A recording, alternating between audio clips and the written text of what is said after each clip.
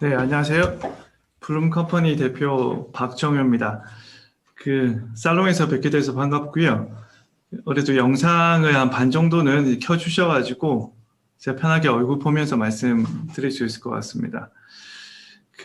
오늘 저희가 주제가 DX 미래를 설계하는 그로스 마인드셋입니다. 자, 앞에서 저희 민정 PD가 리서치한 내용 간단히 말씀드렸었고요. 아마 중요한 이제 포인트들이 디지털 트랜스포메이션이라는 게 사실 변화하는 이제 과정이고 그 과정 내에 조직 구성원들이 어떻게 계속 학습을 계속하고 어떻게 보면은 마인드셋, 성장에 대한 마인드셋을 유지할 수 있을 것인가 여기에 대한 그 중요한 화두를 좀 던졌습니다. 제 입장이 저희 회사도 마찬가지인 것 같습니다. 이 탑다운 방식인데 생존이나 또는 이 다음 단계 비즈니스 모델을 위해서 계속 디지털 트랜스포메이션 해 나가야 되고요. 그리고 이게 탑다운 방식으로 계속 조직 구성원들에게 푸시가 되기도 합니다. 블루미지 하고 있는 일이 디지털 트랜스포메이션의 조직 전략을 세우는 일은 아닙니다. 블룸은 긍정 심리 자원의 개발을 하고요. 어떻게 보면 이런 변화 과정 속에 구성원들이 좀 더 즐겁게 또는 의미 있게 또는 이 과정을 더 몰입할 수 있게 도와드리는 일이 블룸의 이제 역할이긴 합니다. 아마 이거는 이제 참여하신 분들이 대부분이 HR이나 그리고 이제 조직 문화팀이신데 같은 고민들을 분명히 하실 것 같습니다. 저희가 가지고 있는 주제가 디지털 트랜스포메이션에 더 방점을 좀 찍고 있습니다.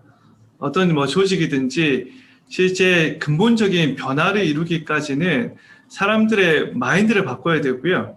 이 마인드를 바꾼다라는 것은 쉽지 않다라는 생각을 가지신 분도 많습니다. 그러면 마인드 인사이트에서 좀 전달해 드리고 싶은 부분들이 이런 근본적인 마인드셋을 변화시킬 때 여러분들이 어떻게 하면 좋을지 또는 어떤 활동들을 좀 조직에서 활용하실 수 있으신지에 대해서 제가 몇 가지 간략하게 공유를 해드리도록 하겠습니다. 자, 화면 보시는 것처럼 결국 성장 마인드셋을 우리가 어떻게 키울 것인가에 대해서 제가 잠시 말씀 좀 드렸었고요. 그러면 이걸 키우기 위해서 저희가 마인드셋에 대한 인식 첫 번째가 하고요. 두 번째는 조직 내에서 말을 좀 바꿀 필요가 있습니다. 구성원들이 어떤 과정이나 과제에 대해서 당연히 불가능하다고 이야기하는 분도 계실 거고요. 또는 겁난다라는 표현도 쓸 수도 있습니다. 이런 언어부터 저희는 바꾸는 게 필요하다는 거죠. 어렵지만 그래도 한번 해보자. 그리고 노력해보자. 라는 단어 순화가 첫 번째로 필요하고요. 또 한 가지는 아마 대부분 조직에서는 피드백 세션을 합니다. 근데 피드백 세션을 할 때 성과에 대해서 공유하는 것도 중요하지만 성장 마인드셋을 키우기 위해서는 그 과정과 그 노력에 대해서 서로 이야기하고 칭찬하는 문화가 좀 필요합니다. 그리고 또 앞에서 저희가 마이크로소프트 예시에서 보셨던 것처럼 성장을 경험을 할 수 있는 새로운 학습이나 도전의 기회를 제공하는 것도 좋습니다. 사람들이 어떤 결과물을 만드는 것보다 그 과정 자체에 어떤 그 의미를 둘 수 있는 해커톤이라든지 특별한 과거에 본인이 익숙하지 않은 과제에 대해서 경험할 수 있는 기회를 주는 게 더 중요하다고 이야기를 합니다. 사실 1, 2, 3, 4를 보시면요. 보통 교육이나 현재 이제 조직에서 하는 활동들이 많이 들어가져 있습니다. 자, 그리고 앞에서 조금 여러분들 스터디를 해보시면은 디지털 트랜스포메이션을 성공하는 기업들이 하는 활동들이 또 구체적으로 찾으실 수도 있고요. 자료도 이미 많이 있다라는 거죠. 전략도 있고요. 근데 여기서 한번 또 생각을 해봅니다. 그러면 과연 이런 활동과, 그죠? 조직 인터벤션들을 우리 회사에 적용하면은 과연 이게 작동을 할까요? 라는 질문을 던져보셔야 됩니다. 여러 가지 생각이 들죠. 그죠? 보통 이제 여기서 우리 회사도 잘할 것 같다라고 생각하는 사람도 있을 거고요. 또 그래도 우리 회사는 안 될 거야 라는 생각을 하시는 분도 계실 것 같습니다. 근데 후자라고 생각하신 분은 또 저도 또 질문 좀 드릴 수밖에 없죠. 두 가지가 있습니다. 실제로 여러분의 판단이 맞을 수 있습니다. 앞에서 이야기했던 그런 활동들이 우리 회사에서 하면 안 될 것 같아요. 맞을 수 있어요. 근데 두 가지는 점검해 볼 필요가 있다는 거죠. 하나는 본인이 고정 마인드셋일 수도 있습니다.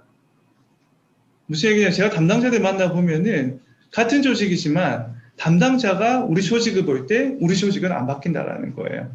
우리 조직은 우리 쪽 팀장들은 절대 이런 교육을 하면은 이미 담당자가 고정 마인드셋으로 뭔가 설계를 하고 있습니다. 그죠? 여기 이제 첫 번째 한번 생각해 보셔야 되는 저희가 화두고요.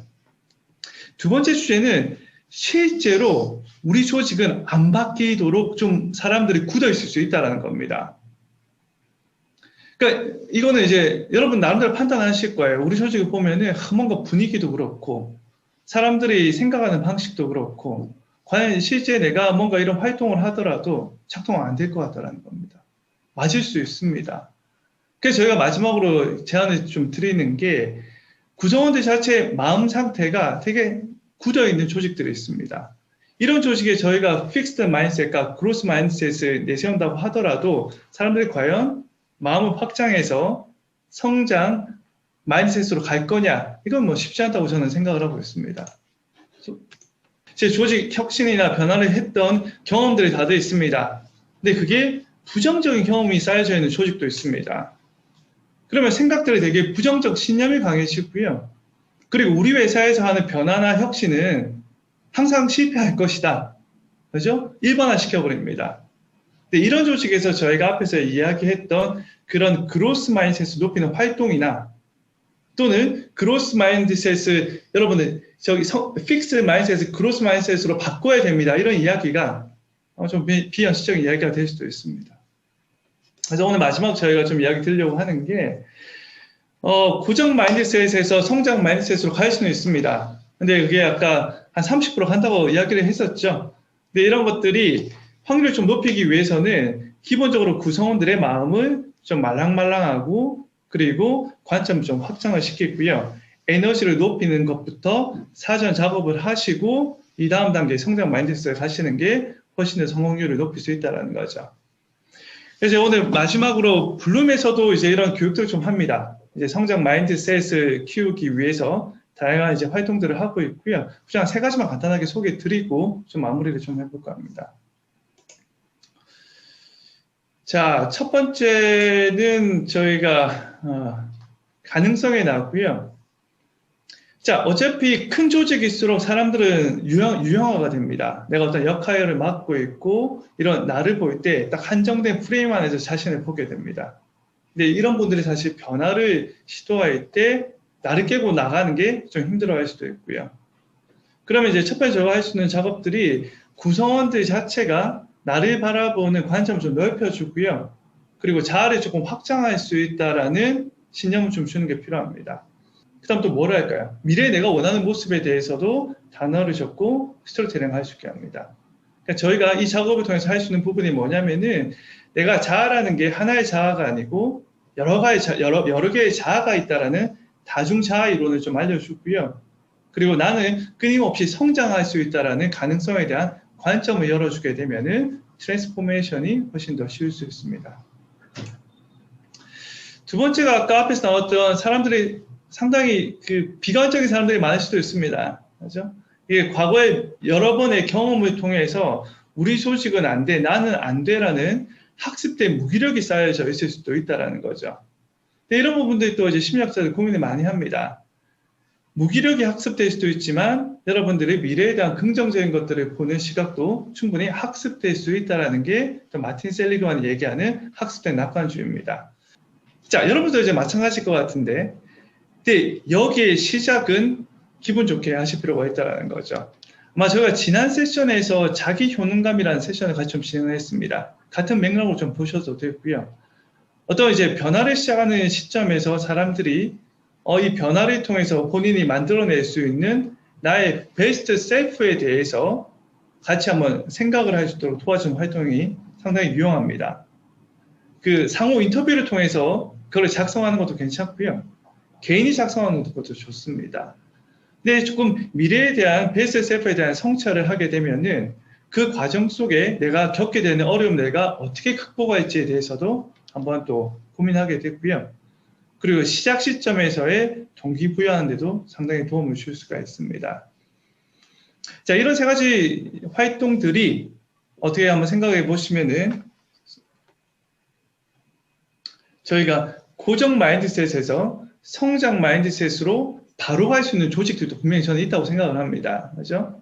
근데 어떤 그 조직화가 좀 오래되었거나, 그죠? 아니면 제 연배 같은 분이 많은 조직 같은 경우에는 이게 더 쉽지는 않고요. 이런 조직들은 의외로 기본적인 저희가 딥체인지죠. 마음속에 있는 긍정 심리 자원들을 개발에 우선적으로 해 주시고요.